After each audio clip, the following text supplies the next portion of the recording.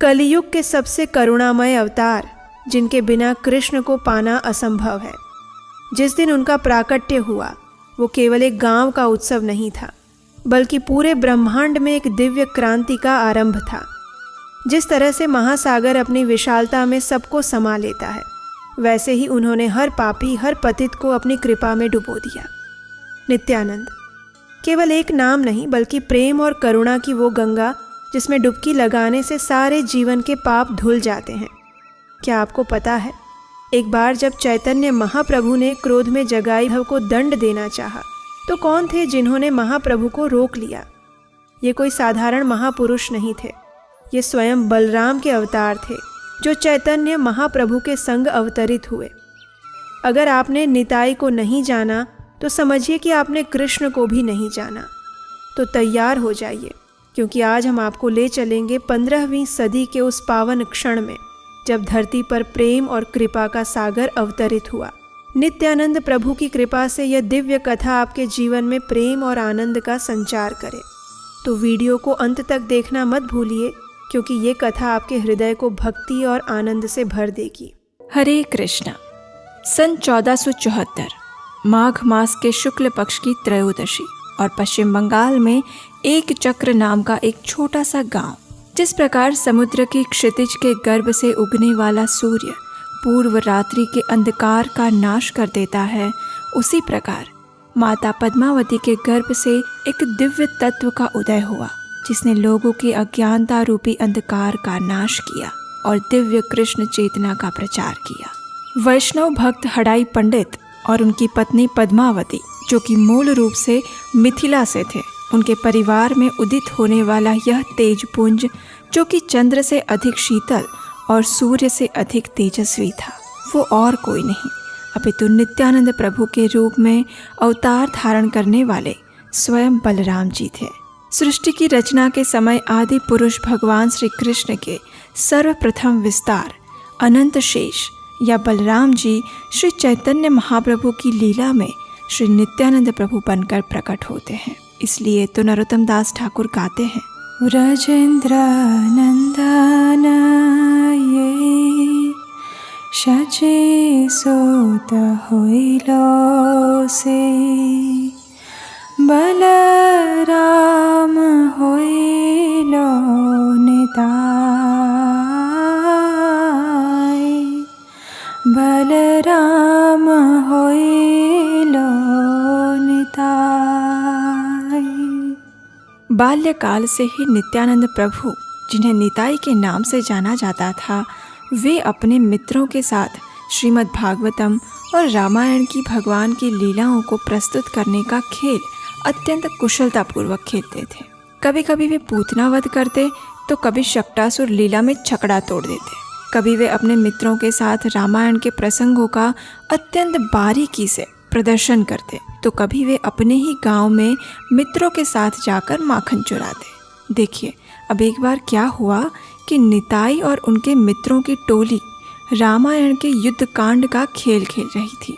उसमें निताई लक्ष्मण बने थे और उन्होंने अपने सभी मित्रों को एकत्रित किया और समझाने लगे और इस प्रकार बोले, देखो, मैं आज लक्ष्मण बनूंगा, तुम इंद्रजीत बन जाओ, तुम हनुमान और तुम बाकी सिपाही बनोगे। जब मुझे इंद्रजीत का बाण लगेगा तो मैं मूर्छित हो जाऊंगा। उसके बाद हनुमान, तुम उस पहाड़ से जाकर मेरे लिए संजीवनी लेकर आओगे और वो औषधि मुझे पिलाओगे। उसके बाद ही मैं चेतना में आऊँगा। तो चलो, अब हम सब शुरू करते हैं। तो बस अब सभी बालकों ने खेल तो आरंभ कर दिया। इंद्रजीत ने बाण मारा और लक्ष्मण बने हुए निताई मूर्छित होकर जमीन पर गिर पड़े। थोड़ी देर हो गई, लेकिन फिर भी निताई उठे ही नहीं। इसलिए उनके मित्रगण चिंतित हो गए। उन्होंने निताई को उठाने का प्रयास किया, लेकिन सब विफल हुआ। आखिर उनका एक मित्र दौड़कर निताई के माता पिता हड़ाई पंडित और पद्मावती माता को बुलाकर ले आया। अब अपने प्रिय पुत्र को इस प्रकार मूर्छित देखकर माता पद्मावती तो क्रंदन करने लगी। हड़ाई पंडित भी निताई को उठाने का प्रयास कर रहे हैं, लेकिन वे उठ ही नहीं रहे। गांव के सभी लोग एकत्रित हो गए और सभी चिंता से व्याकुल हो उठे। उतने में एक बालक को याद आया, अच्छा हाँ, निताई ने बोला था कि जब वह मूर्छित हो जाएगा तो उसके बाद जब हनुमान उसके लिए संजीवनी लेकर आएगा फिर वह अपनी चेतना में आएगा। तो हनुमान बनने वाले लड़के ने जब ये सुना तो वह उसी क्षण कूदते कूदते छलांग लगाते हुए एक बड़ा सा संजीवनी का पौधा उठाकर ले आया और खेलते हुए निताई को औषधि पिलाने की विधि की। उसी क्षण निताई अपनी चेतना में वापस आ गए। बाल्यकाल में वे रामायण और श्रीमद् भागवतम की लीलाओं का इतना जीवंत प्रदर्शन करते थे कि कभी कभी गांव के लोग सोच में पड़ जाते कि ये निताई को ऐसी ऐसी बातें कैसे पता है जो ग्रंथों में भी नहीं लिखी है। इस प्रकार श्री नित्यानंद प्रभु के बाल्यकाल के 12 वर्ष बीत गए। 13वें वर्ष में जब उन्होंने प्रवेश किया ही था उसी समय हड़ाई पंडित के घर में एक सन्यासी आए। एक आदर्श गृहस्थ की तरह हड़ाई पंडित ने उन सन्यासी का उचित स्वागत सत्कार किया, उन्हें प्रसाद दिया और उस दिन वे सन्यासी हड़ाई पंडित के घर में ही रुक गए। दूसरे दिन प्रातः काल में जब वे सन्यासी जाने लगे तो उन्होंने हड़ाई पंडित से कहा, हे हड़ाई पंडित, मैं आपकी सेवा और आतिथ्य से अत्यंत प्रसन्न हुआ हूँ, लेकिन मैं आपसे कुछ याचना करना चाहता हूँ। तो हड़ाई पंडित ने कहा, अवश्य प्रभु, आपकी जो भी इच्छा है वह आप मुझसे मांग सकते हैं। मैं अपनी योग्यता के अनुसार अवश्य ही आपको संतुष्ट करने का प्रयास करूँगा। तो सन्यासी ने कहा, मैं जानता हूँ कि यह कार्य तुम्हारे लिए मुश्किल होगा, लेकिन अब आप तो जानते ही हैं कि मैं वृद्ध हो चुका हूँ और इस समय संपूर्ण भारत के तीर्थ स्थानों की यात्रा पर निकला हूँ। मेरा शरीर कई बार मुझे साथ नहीं देता, इसलिए मैं चाहता हूँ कि मैं किसी युवान ब्रह्मचारी को अपने साथ लेकर जाऊँ जो मेरी इस यात्रा में सहायता कर सके, और इस कार्य के लिए मैं आपके पुत्र निताई को अपने साथ लेकर जाना चाहता हूँ। जब हड़ाई पंडित और पद्मावती ने ये सुना तो उनके शरीर से आधे प्राण निकल गए, लेकिन क्या करें, एक आदर्श गृहस्थ का कर्तव्य निभाने के लिए उन्होंने सन्यासी की इस बात को स्वीकार किया और नित्यानंद प्रभु उस सन्यासी के साथ 13 वर्ष की आयु में ही निकल पड़े। उसके पश्चात 20 वर्ष तक उन्होंने संपूर्ण भारत के विभिन्न तीर्थ स्थानों की यात्रा की। उस समय उन्हें माधवेंद्र पुरी का संग प्राप्त करने का और उनके मुख से कृष्ण कथा सुनने का अवसर भी प्राप्त हुआ। उसके बाद जब श्री चैतन्य महाप्रभु ने हरिनाम संकीर्तन को प्रारंभ कर दिया था तो उस समय श्री नित्यानंद प्रभु नदिया पहुँचे और वहाँ वे श्री नंदनंदन आचार्य के घर पर रुके। सन 1506 में श्री नित्यानंद प्रभु की भेंट अपने आराध्य स्वयं श्री कृष्ण चैतन्य महाप्रभु से हुई। उस समय नित्यानंद प्रभु की आयु 32 वर्ष की थी और श्री चैतन्य महाप्रभु की आयु 20 वर्ष की थी। और इस प्रकार श्री चैतन्य महाप्रभु के आदेश पर श्री नित्यानंद प्रभु ने युग धर्म हरिनाम संकीर्तन आंदोलन का प्रचार प्रसार करने में मुख्य भूमिका निभाई। उन्हीं की कृपा से जगाई और मधाई जैसे सबसे पतित जीवों का उद्धार हुआ और उन्हीं की कृपा के द्वारा श्री रघुनाथ दास गोस्वामी ने दही चिड़ा उत्सव की शुरुआत की, जो आज भी प्रति वर्ष मनाया जाता है। चैतन्य महाप्रभु की इच्छा को पूर्ण करने के लिए उन्होंने गौरीदास पंडित के भाई सूर्यदास की 2 पुत्रियां जानवा देवी और वसुधा से विवाह किया। वसुधा से उन्हें एक पुत्र वीरभद्र और एक पुत्री गंगा देवी प्राप्त हुए। वसुधा द्वारा भौतिक देह का त्याग करने के पश्चात जानवा देवी ने इन दोनों संतानों को संभाला। इसके साथ साथ जानवा देवी ने अपने पति श्री नित्यानंद प्रभु को हरिनाम संकीर्तन के प्रचार में भी पूर्ण सहयोग प्रदान किया। श्री नित्यानंद प्रभु ने श्री क्षेत्र जगन्नाथपुरी, पानीहाटी, सप्तग्राम, शांतिपुर और संपूर्ण बंगाल में हरिनाम संकीर्तन आंदोलन का प्रचार किया और अंत में एक चक्र के पास बंकिम रे नामक भगवान श्री कृष्ण के विग्रह में वे समा गए। इस प्रकार उन्होंने अपनी इस धरातल की लीलाओं को समेट लिया। बलराम यानी गुरु तत्व। श्रील प्रभुपाद अपने प्रवचन में बताते हैं कि वैदिक शास्त्रों में कहा गया है कि न अयम आत्मा बलहीने न लभ्य न बहुना श्रुतेन। यदि कोई भी व्यक्ति भगवान श्री कृष्ण के विषय में जानना चाहता है तो उसे सर्वप्रथम श्री बलराम की शरण में जाना होगा। उसी प्रकार यदि कोई श्री चैतन्य महाप्रभु की कृपा प्राप्त करना चाहता है तो उसे सर्वप्रथम श्री नित्यानंद प्रभु से प्रार्थना करनी होगी। श्री नित्यानंद प्रभु हमें आध्यात्मिक शक्ति प्रदान करते हैं और एक आध्यात्मिक गुरु होने के नाते वे हमें भक्ति के मार्ग का पथ प्रदर्शन करते हैं। कल्पना कीजिए कि आपके घर के आंगन में एक नींबू का वृक्ष है, लेकिन एक दिन अचानक से उस पर कदम्ब के फूल खिल रहे हैं, तो आपकी प्रतिक्रिया क्या होगी? क्या आप भी राघव पंडित की तरह ये दृश्य देखकर आश्चर्य से भर जाएंगे, है ना? विज्ञान चाहे कुछ भी कहे, लेकिन नित्यानंद प्रभु के लिए ऐसी लीलाएं करना बच्चों का खेल था। नित्यानंद त्रयोदशी के अवसर पर आज हम आपके लिए लेकर आए हैं भगवान नित्यानंद की ऐसी ही अनेक लीलाएं, जिनका आस्वादन करके आप आनंद के सागर में डूब जाएंगे। महान गौड़ीय वैष्णव आचार्य श्री नरोत्तम दास ठाकुर भगवान की स्तुति करते हुए कहते हैं कि यदि कोई व्यक्ति श्री श्री राधा कृष्ण की नित्य लीलाओं में प्रवेश करना चाहता है तो उसे नित्यानंद प्रभु के चरणों को कसकर पकड़ना होगा। नित्यानंद प्रभु स्वयं गुरु तत्व है, जिनकी कृपा के अभाव में भगवान श्री चैतन्य महाप्रभु को प्राप्त करने का विचार भी करना संभव नहीं है, और भगवान श्री कृष्ण की कृपा प्राप्त करने के लिए श्री चैतन्य महाप्रभु की कृपा प्राप्त करना अत्यंत आवश्यक है। जो भी श्री नित्यानंद प्रभु के प्रति शरणागत होता है उसे लाखों चंद्रमाओं की सुखदायक चांदनी प्राप्त होती है।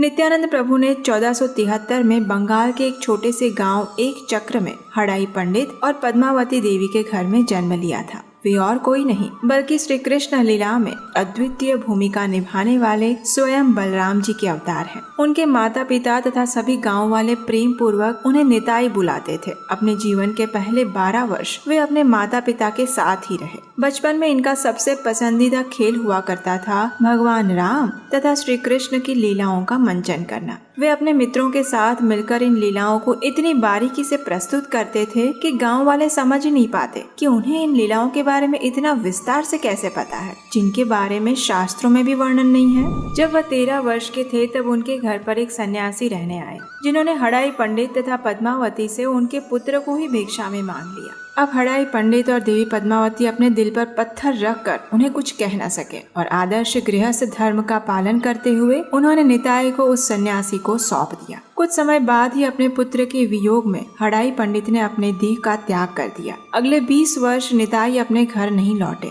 जिस प्रकार भगवान बलराम कुरुक्षेत्र के युद्ध से बचने के लिए तीर्थाटन पर निकल पड़े थे, उसी प्रकार नित्यानंद प्रभु भी 20 वर्षों तक भारत के विभिन्न तीर्थों में भ्रमण करते रहे। अंततः 1506 में 32 वर्ष की आयु में वे श्री चैतन्य महाप्रभु से मिले, जब महाप्रभु केवल 20 वर्ष के थे। ये मिलन ऐसा था मानो संपूर्ण ब्रह्मांड ही उनके अश्रुओं की बाढ़ में समा जाएगा। एक समय जब नित्यानंद प्रभु श्रीवास ठाकुर के घर पर रह रहे थे तो वहाँ एक बड़ी ही विचित्र घटना हुई। श्रीवास ठाकुर की पत्नी मालिनी देवी भगवान श्री कृष्ण के लिए प्रयोग होने वाले घी को रखने के लिए बेल धातु के कटोरे का प्रयोग करती थी। एक दिन कहीं से काला कौवा उड़ते हुए आया और उस कटोरे को अपनी चोंच से उठाकर अपने घोंसले में ले गया। मालिनी देवी ने ये सब देख लिया और कटोरे को वहाँ न पाकर वह चिंता के मारे जोर जोर से क्रंदन करने लगी। केवल इतना ही नहीं, वह कौवा फिर से उसी घर में आकर बैठ गया। जब नित्यानंद प्रभु को ये बात पता चली तो उन्होंने उस कौवे को आदेश दिया कि वह तुरंत जाकर वह कटोरा वापस ले आए।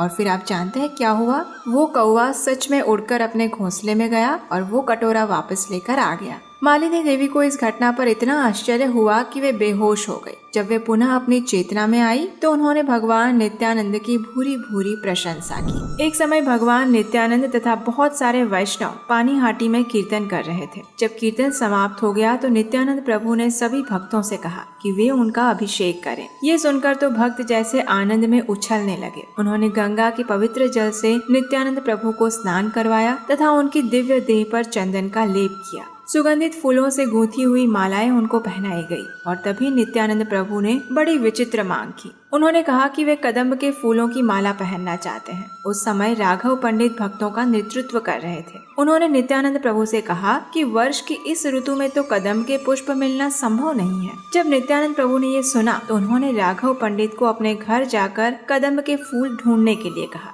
राघव पंडित को कुछ समझ में नहीं आ रहा था, लेकिन जब उन्होंने अपने घर के आंगन में प्रवेश किया तो एक अलौकिक दृश्य उन्हें दृष्टिगोचर हुआ। उनके बगीचे में जो नींबू का वृक्ष था वहाँ कदम्ब के फूल खिले हुए थे और ये पेड़ कदम्ब के फूलों से लदा हुआ था। सृष्टि का निर्माण करने वाले भगवान के लिए भला ये कौन सी बड़ी बात थी। आश्चर्य तथा प्रेम की मिश्रित भावनाओं से राघव पंडित भाव विभोर हो गए और उन्होंने तुरंत जाकर कदम्ब के उन पुष्पों से नित्यानंद प्रभु के लिए एक सुंदर माला बनाई तथा उन्हें अर्पण की। कृष्ण भावनामृत के प्रचार कार्य के दौरान हम कई बार देखते हैं कि कई भक्तों को लोगों के द्वारा तिरस्कृत किया जाता है। ऐसे समय पर उन्हें क्षमा करना ही पहाड़ जैसा कार्य लगता है। परंतु जिस प्रकार नित्यानंद प्रभु जगाई और मधाई नामक दुष्ट भाइयों के हाथों से घायल हुए, लेकिन फिर भी उन्होंने उन दोनों भाइयों को कृष्ण प्रेम प्रदान किया, ये देखना अपने आप में ही विस्मित करने वाला है। इस लीला से हम स्पष्ट समझ सकते हैं कि भगवान हम जैसे पतित जीवों को अपने धाम वापस ले जाने के लिए किस हद तक लालायित रहते हैं। श्री चैतन्य महाप्रभु ने हरिदास ठाकुर तथा नित्यानंद प्रभु को घर घर जाकर कृष्ण प्रेम बांटने के लिए प्रोत्साहित किया था। इसी क्रम में हरिदास ठाकुर तथा नित्यानंद प्रभु की भेंट जगाई मधाई नामक दो भाइयों से हुई। कहने को तो वो पुरोहित वंश के थे, लेकिन शास्त्रों में ऐसा कोई भी पाप कर्म नहीं था जो इन दोनों ने ना किया हो। अब नित्यानंद प्रभु तो ठहरे परम दयालु। उन्होंने सोचा यदि इन दो भाइयों का उद्धार हो जाए तो महाप्रभु के मिशन की सफलता का डंका पूरे नवद्वीप में बजेगा। और फिर क्या था, नित्यानंद प्रभु तथा हरिदास ठाकुर अपने हाथों में कृष्ण प्रेम के अमृत का प्याला लेकर इन दोनों भाइयों के पास जा पहुँचे। लेकिन जगाई मधाई को इसकी क्या कीमत समझ आने वाली थी। जहाँ जगाई इन दोनों को अपशब्द कहने लगा, वहीं मधाई ने तो हद पार कर दी। उसने एक मिट्टी का बर्तन उठाकर नित्यानंद प्रभु के मस्तक पर जोर से दे मारा, जिससे उनके शरीर से खून बहने लगा। अब भगवान भला अपने नित्य पार्षद की ऐसी दुर्दशा कैसे देख सकते थे। महाप्रभु तुरंत वहाँ प्रकट हो गए और साथ ही साथ उनका सुदर्शन चक्र भी। इससे पहले कि जगाई मधाई भगवान की क्रोधाग्नि में भस्म हो जाते, नित्यानंद प्रभु ने महाप्रभु के पैरों में पड़कर विनती की कि कलयुग में हर व्यक्ति इनके जैसा ही पतित है। इस युग में केवल हरिनाम संकीर्तन ही पतित जीवात्माओं के उद्धार का एकमात्र मार्ग है। इसलिए महाप्रभु कृपया करके इन जगाई मधाई को क्षमा कर दे। नित्यानंद प्रभु की बात मानकर महाप्रभु ने जगाई को तो क्षमा कर दिया, लेकिन मधाई का उद्धार तो केवल नित्यानंद प्रभु के हाथों ही हो सकता था। भगवान तथा उनके नित्य पार्षद के बीच हुए संवाद को सुनकर जगाई मधाई का हृदय पिघल गया। उन्हें अपनी भूल का एहसास हुआ और तभी मधाई ने नित्यानंद प्रभु से क्षमा मांगी, तो उन्होंने उसे ऐसे क्षमा कर दिया जैसे कुछ हुआ ही ना हो। इस घटना के पश्चात उन दोनों भाइयों के पाप कर्मों को महाप्रभु ने अपने ऊपर ले लिया, जिसके कारण कुछ समय के लिए उनकी सुनहरी कांति भी क्षीण पड़ गई। नित्यानंद प्रभु स्वयं गुरु तत्व है। आज उनके प्राकट्य दिवस पर हम उनके चरणों में यही प्रार्थना करते हैं कि वे हमें श्रील प्रभुपाद की दिव्य शिक्षाओं पर चलने का ऐसा आध्यात्मिक बल प्रदान करें कि हम संपूर्ण जगत में उनकी शिक्षाओं का प्रचार कार्य कर सकें। आध्यात्मिक गुरु उस नाव के समान होते हैं जो भव सागर में डूब रहे जीव को न केवल आश्रय प्रदान करते हैं बल्कि कृष्ण प्रेम की अमूल्य भेंट भी देते हैं। तो चलिए आज नित्यानंद प्रभु के आविर्भाव दिवस पर हम उनके चरण कमलों में प्रार्थना करते हैं कि वे हमें भगवान श्री कृष्ण की और श्री चैतन्य महाप्रभु का शुद्ध प्रेम प्रदान करें। तो चलिए आज श्री नित्यानंद प्रभु के आविर्भाव दिवस नित्यानंद त्रयोदशी पर हम उनके चरण कमलों में प्रार्थना करते हैं कि वे हमें आध्यात्मिक बल प्रदान करें और श्री कृष्ण चैतन्य महाप्रभु के चरण कमलों के प्रति हमारा अनुराग उत्पन्न हो, ऐसी कृपा करें। इसके साथ ही श्री नरोत्तम दास ठाकुर द्वारा रचित इस प्रार्थना को हम उन्हें अर्पित करते हैं। निताय पद कमला कोटि चंद्र सुशीतला निताय पद कमला कोटि चंद्र सुशीतला जे छायाय जगत जुड़ाय